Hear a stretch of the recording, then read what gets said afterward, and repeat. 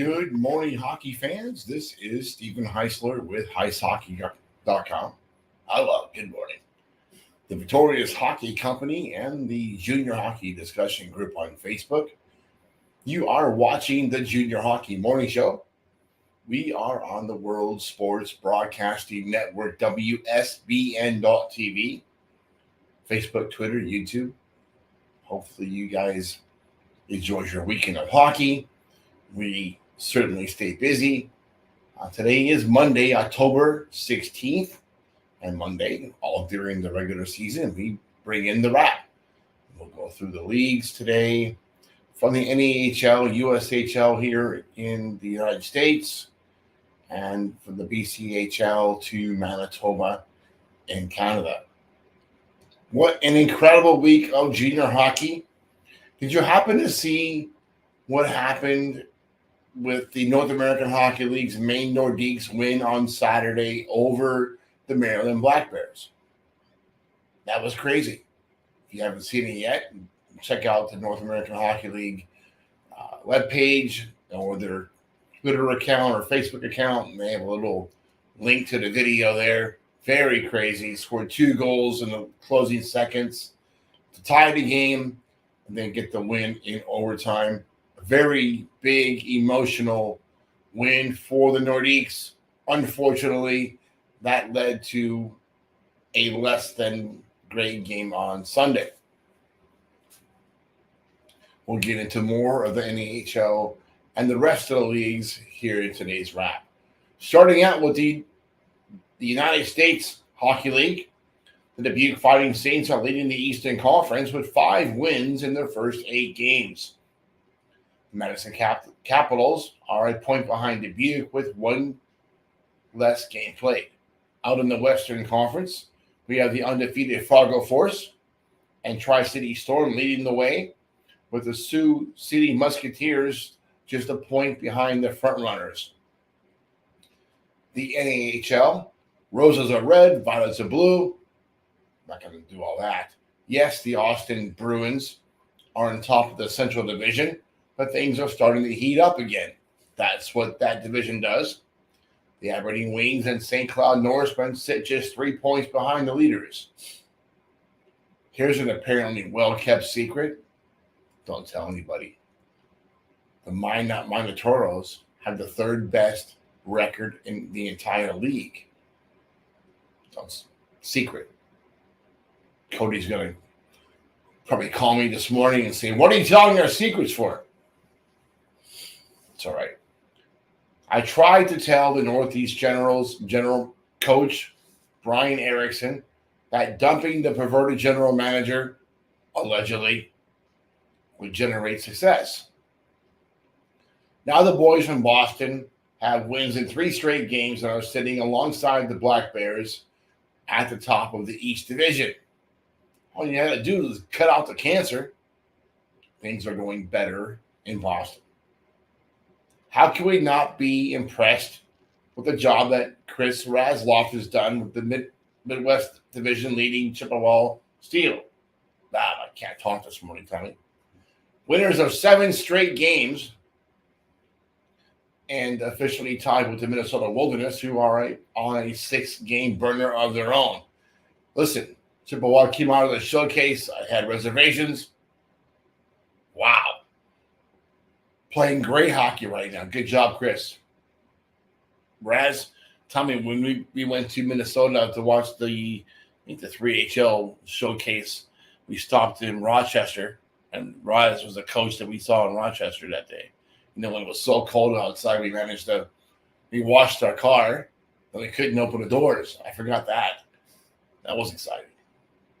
The Kenai River Brown Bears are starting to fizzle way earlier than usual. Players are running away from the mess as fast as they can. They barely got a little bit of snow on the Kenai Peninsula, and players are already starting to run. Let me tell you something. It's not about the snow, is it? It's about the snow job they're getting. A question for Nate Keel, general manager for the last, maybe the entire time the Brown Bears have been in existence. Do the new players have to pay the full fee, or is that actually prorated? We're going to find out. Poor guys going there. Kenai River and the Merritt Centennials are two peas in a pod. The Lone Star Brahmas 6-game win streak has elevated the club to the top of the South Division standings, but both Oklahoma Warriors and El Paso Rhinos have better winning percentage records at the moment. In the BCHL, the British Columbia Hockey League, there's only one undefeated team right now, and that is the Surrey Eagles.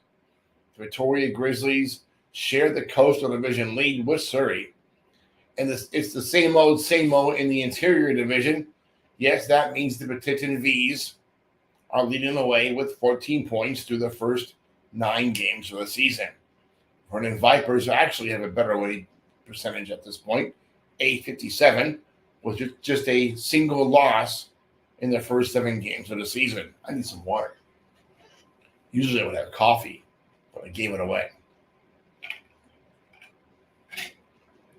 The Alberta Junior Hockey League. There are 3 teams sitting in the top of the league table this morning. Shocker, the Brooks Bandits, Black Falls Bulldogs, and Sherwood Park Crusaders. To make things even more interesting, the Judd Miller Dragons are just a few points behind the leaders. I like how the AJ does it. They don't break off into divisions, just one table for the whole entire league. Makes sense. I'm kind of concerned what's going to happen next year. We'll see that later. The Saskatchewan Junior Hockey League, once again, the Vatara.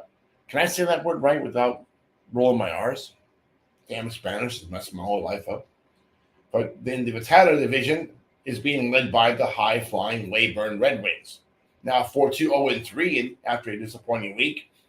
The division lead has dwindled to a single point ahead of the second-place Melville Millionaires.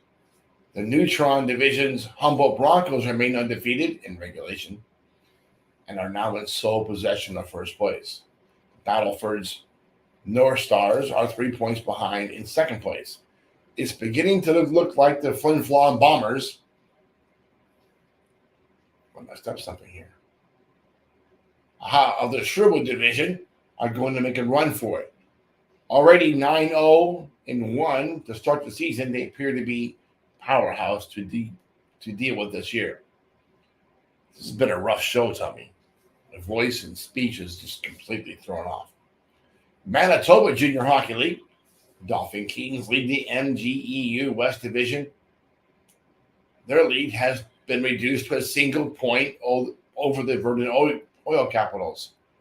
There's a log jam at top of the MGEU East Division. The Winkler Flyers, Steinbach Pistons have a slim 1-point lead over the Niagara Nighthawks. All right, let me explain myself. When I have a headache, my speech gets a little bit off.